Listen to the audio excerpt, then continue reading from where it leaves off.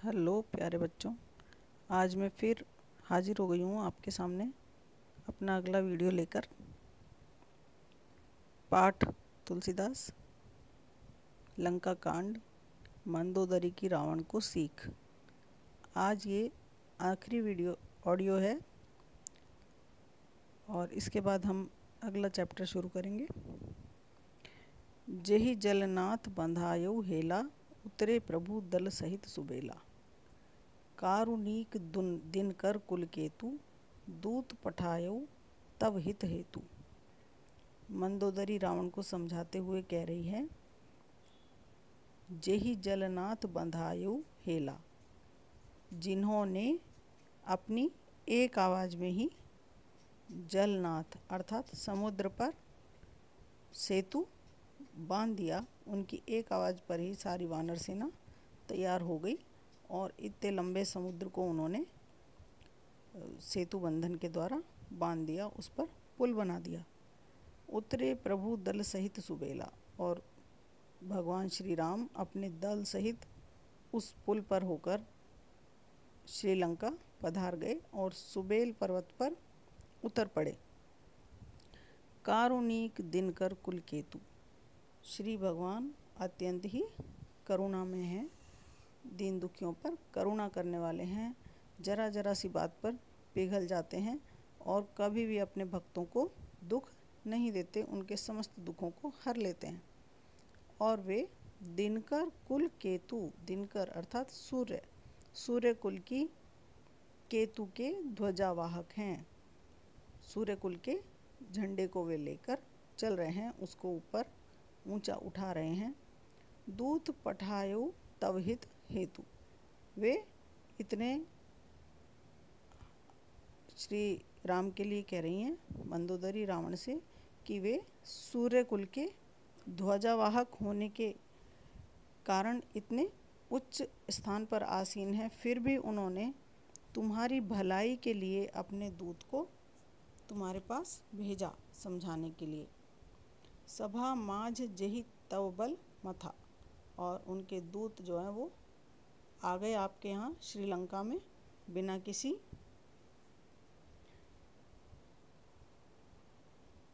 किसी व्यवधान के, और आपकी सभा के बीच में वे उपस्थित हुए और तब उन्होंने तुम्हारे बल का मान मर्दन किया। मथा, मथा मतलब मथना, नीचे दिखाना, मान मर्दन करना, गर्व को चूर चूर करना।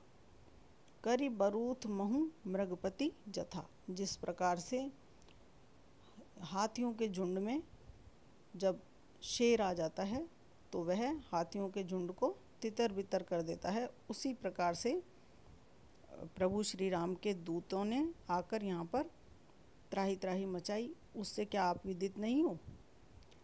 आगे कहती हैं, अंगद हनुमत अनुचर जाके, जिनके अंगद और हनुमान के जैसे अनुचर हैं, सेवक हैं। रण बांकुरे वीर अति बांके, और वे अत्यंत वीर हैं और रण में, युद्ध में किसी भी तरह से पीछे हटने वाले नहीं हैं।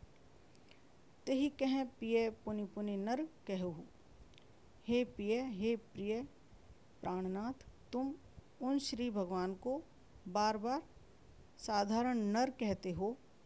मुधा मान ममता मद बहु, ऐसा लगता है कि तुम अपने गर्व में और अपने प्रेम के नशे में इतने चूर हो गए हो कि तुम्हें यह भान ही नहीं कि वे एक साधारण मनुष्य नहीं हैं।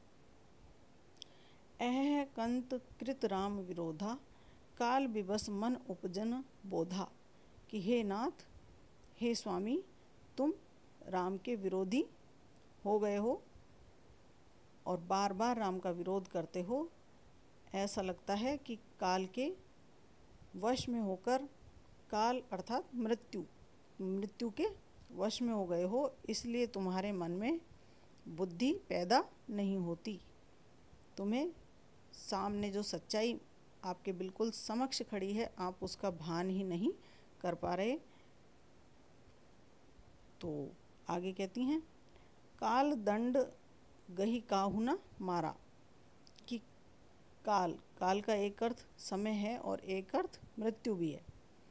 कि काल जो है वो दंड लेकर कभी किसी को नहीं मारता। दंड अर्थात लाठी। यूँ कहते हैं ना कि समय की लाठी बिना आवाज़ पड़ती है, तो समय कभी भी दंड लेकर अर्थात लाठी लेकर किसी को नहीं मारता है। हरई धर्म बल बुद्धि विचारा, वो तो क्या करता है, मनुष्य के बल बुद्धि विचार करने की क्षमता और उसके धर्म का हरण कर लेता है। ऐसा मनुष्य जो काल के वश में हो जाता है वो अपने धर्माचरण को भूल जाता है, अपने बल का अपनी बुद्धि का उसको भान नहीं रहता, वो सोच विचार के काबिल नहीं रह जाता। निकट काल जेहि आवत साईं, तेहि भ्रम होय तुम्हारी नाई। कि हे साईं, हे स्वामी, जिसका काल समीप आ जाता है, मृत्यु समीप आ जाती है, तो उसे आप ही की भांति भ्रम हो जाता है कि मैं अमर हूँ, मुझे कोई मार नहीं सकता। कहते हैं ना कि गीदड़ की जब मौत आती है तो वो शहर की तरफ भागता है। क्यों? क्योंकि शहर में जंगल में तो वो रहता ही है, तो जंगल में तो वो अपनी मर्जी से जीता है, लेकिन जब वो शहर में जाता है तो वहाँ नया होता है, तो वहाँ मनुष्य उसको नहीं देख सकते और उसको मार देते हैं। उसी प्रकार मंदोदरी कह रही है कि जब काल निकट आता है, मृत्यु निकट आती है, तो मनुष्य को आप ही की भांति भ्रम हो जाता है। वही तुम्हें हो रहा है। दोहा आगे कहती हैं, दुई सुत मरे दहेउ पुर, अजहु पूर पिय देहु। कि आपके दो पुत्र मारे गए, सुत माने पुत्र, दो पुत्र मारे गए और आपकी पूरी लंका नगरी जो कि सोने की बनी हुई थी वो जलकर राख हो गई। दहेउ पुर, दहना मतलब जलना, पुर मतलब नगर। अजहु पूर पिय देहु, परंतु अजहु माने अब भी या परंतु अभी आप प्रिय ध्यान नहीं दे रहे हैं। कृपा सिंधु रघुनाथ भजी, नाथ विमल जस लेहु। आप अभी भी पूर्ति नहीं कर पा रहे हैं।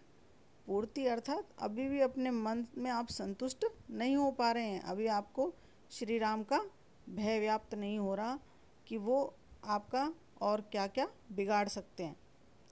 आप इतना कुछ गंवाने के बाद भी सतर्क नहीं हो रहे हैं। आपको अब क्या करना चाहिए?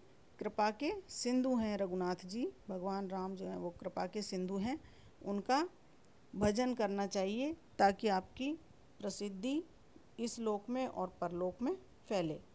विमल यश हो, आपका यश लोक परलोक में फैले। स्वच्छ हो, आपके समस्त अवगुण जो हैं वो नाश हो जाएं। आगे कहती हैं, इतना मंदोदरी ने रावण को समझाया, परंतु फिर भी रावण की समझ में कुछ नहीं आया और वो अपने हठ को नहीं छोड़ पाया। परिणाम क्या हुआ? राम जी का और रावण का युद्ध हुआ, उनकी सेनाओं के बीच में युद्ध हुआ। और क्योंकि अभी पिछले दोहे में हमने पढ़ा कि उसके दोनों पुत्र मर चुके थे पहले ही, जो बड़े पुत्र थे मेघनाद और अक्षय कुमार, उसके अलावा उसके 5 पुत्र और थे और वो सभी बहुत बलशाली थे। वो सब भी श्री राम और श्री लक्ष्मण के हाथों युद्ध में मारे गए। तब मंदोदरी कहती हैं, और अंत में जब युद्ध समाप्त हुआ तो रावण भी मारा गया और रावण का मृत शरीर जमीन पर पड़ा हुआ था। उस वक्त का ये वर्णन है। मंदोदरी उस वक्त जब उसको समाचार मिला कि रावण युद्ध में मारा गया है, तो वो युद्ध भूमि पर ही पहुंच गई और रावण के मृत शरीर को देखकर विलाप करने लगी। तब उसने ये बातें कही। क्या कहा? तव बल नाथ डोल नित धरनी, तेजहीन पावक शशि तरनी। कि हे नाथ, तुम्हारे बल से यह धरती डोल जाया करती थी, अर्थात तुम जब कदम रखते थे तो धरती हिल जाती थी और तुम्हारे बल से समस्त धरतीवासी कांपते थे। तेजहीन पावक शशि तरनी, और पावक अर्थात अग्नि, शशि माने चंद्रमा और तरणी माने सूर्य, ये सभी तेज के प्रतीक माने गए हैं, प्रकाश के प्रतीक माने गए हैं। परंतु रावण के तेज से ये भी तेजहीन हो जाते थे। कौन कौन? अग्नि, चंद्रमा और सूर्य के समान तेजस्वी चीज़ें भी रावण के तेज से तेजहीन हो जाती थी, रावण के समक्ष तेजहीन हो जाती थी। शेष कमठ सही सकहि न भारा, आपके भार को तो स्वयं शेषनाग और कच्छप, जिन्होंने समस्त पृथ्वी का भार धारण किया हुआ है, वो भी नहीं सहन कर पाते थे। सोतेनु भूमि परेउ भरी छारा, और ऐसा आपका तेजस्वी और बलशाली शरीर आज भूमि पर धूल में पड़ा हुआ है। वरुण कुबेर सुरेश समीरा, वरुण यानी जल के देवता, कुबेर, कुबेर रावण का बड़ा भाई भी था और धन के देवता माने गए हैं कुबेर। सुरेश इंद्र को कहा जाता है, सुरेश यानी सुरों के देवता, देवताओं के देवता, देवताओं के राजा अर्थात इंद्र। और समीर अर्थात वायु। रण सन्मुख धरि काहू न धीरा, कि तुमने इनमें से किसी के समक्ष भी युद्ध में धीर धारण नहीं किया, अर्थात ये इन समस्त सभी को तुमने हराया, युद्ध में पराजित किया। भुजबल जितेहु काल जम साई, तुमने अपने भुजबल से, अपने भुजाओं के, अपने बाहुओं के बल से यमराज को भी जीत लिया था, काल को और यमराज को, समय को और यमराज को भी जीत लिया था। आज परेहु अनाथ की नाही, परंतु आज तुम अनाथ की भांति धरती पर पड़े हुए हो, आज तुम्हारा कोई देखने वाला भी नहीं है। जगत विदित तुम्हारी प्रभुताई, आपकी प्रभुता को, महानता को यह समस्त जगत भली भांति जानता है। सुत परिजन बल बरनी न जाई, आपके पुत्र और परिजन जो आपके भाई बंधु थे, वे भी सब इतने बलशाली थे कि उनके बल का वर्णन भी नहीं किया जा सकता। राम विमुख उस हाल तुम्हारा, परंतु श्री राम से विमुख होने के कारण ही तुम्हारा यह हाल हुआ है। रहा न को कुल रोवन हारा, कि तुम्हारे कुल में अब तुम्हारे लिए, तुम्हारी मृत्यु पर कोई रोने वाला भी नहीं बचा। तब बस विधि प्रपंच सब ना था, सभय दिसिप नित नावहि माथा। यह सब किसके कारण हुआ है? यह सब प्रभु श्री राम के कारण ही है, क्योंकि वे ही समस्त विधि के निर्णायक हैं, रचने वाले हैं। सभय दिसिप नित नावहि माथा, उनसे तो चारों दिशाओं के दिक्पाल भी डरते हैं और उनको नमस्कार करते हैं, भय सहित हाथ जोड़कर उन्हें नमस्कार करते हैं। अब तव सिर भुज जम्बुक खाही, राम विमुख यह अनुचित नाही। अब तुम्हारी यह दशा हो गई है कि तुम्हारे सिर को अब और भुजाओं को गीदड़ खा रहे हैं, और राम से जो विमुख हो जाता है उसके लिए यह अनुचित भी नहीं है, अर्थात उसका यही परिणाम होना चाहिए। काल विवश पति कहा न माना, अब जगन्नाथ मनुज करी जाना। तुम काल के विवश हो गए थे, यानी अपनी मृत्यु के वश में हो गए थे, और इसीलिए तुमने मेरा कहना नहीं माना, और समस्त जगत के जो नाथ हैं श्री राम, उनको भी तुमने सामान्य मनुष्य जाना। जान्यो मनुज करि दनुज कानन, दहक पावक हरि स्वयं। आपने जो समस्त जगत के पालनहार हैं, उनको आपने क्या समझा? एक साधारण मनुष्य समझा। जान्यो मनुज, उनको आपने मनुष्य समझा। करि दनुज कानन, जो राक्षसों रूपी जंगल को दहन करने के लिए जिन्होंने अवतार लिया है श्रीहरि ने, आपने उनको एक साधारण मनुष्य ही समझा।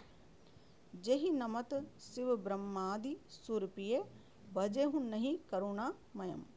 जिनको स्वयं शिव और ब्रह्मा और अन्य समस्त देवता जिनका भजन करते हैं, जिनको सादर प्रणाम करते हैं, आपने उनका भजन नहीं किया। वे प्रभु श्री राम अत्यंत ही करुणामय हैं। आजन्म ते परद्रोह रत पापोग में तव तनु अयम। आप तो शुरू से ही, जन्म से ही परद्रोही थे, यानी श्री राम के द्रोही थे, और समस्त पाप आपके शरीर में समाये हुए थे। तनु यानी शरीर, समस्त पाप आपके शरीर में रहते थे। अपने शरीर को आपने पापों का घर बना रखा था। तुमहु दियो निज धाम राम, नमामि ब्रह्म निरामयम। ऐसे नीच राक्षस को भी श्री राम ने अपने हाथों मारकर अपने परम धाम में पहुंचाया, साकेत धाम में पहुंचाया। ऐसे श्री राम को, जो कि ब्रह्म स्वरूप हैं, मैं उन्हें प्रणाम करती हूँ, नमस्कार करती हूँ। अह नाथ रघुनाथ सम, कृपा सिंधु नहीं आन। कि हे नाथ, रघुनाथ के समान कोई भी कृपा सिंधु नहीं है, वो करुणा के सागर हैं। जोगी वृंद दुर्लभ गति, तो ही दीन भगवान। जो गति, जो मोक्ष गति योगियों के समाज को भी दुर्लभ है, अत्यंत कठिनता से प्राप्त होती है, ऐसी दुर्लभ गति भगवान ने आपको क्षण में ही प्रदान कर दी। तो ऐसे श्री राम को मैं पुनः पुनः नमस्कार करती हूँ। तो बच्चों, आज ये पाठ आपका समाप्त हुआ। इसमें आपको इस पद जो आज पढ़ाया गया है, इसमें कोई शंका हो या कुछ समझ नहीं आया हो, तो आप मेरे पर्सनल नंबर पर कॉल करके या लिखकर पूछ सकते हैं। इसके शब्दार्थ मैं आपको साथ में ही भेज रही हूँ, और उसके बाद आप पहले पद की व्याख्या करके होमवर्क कॉपी में मेरे पर्सनल नंबर पर उपलब्ध कराएंगे।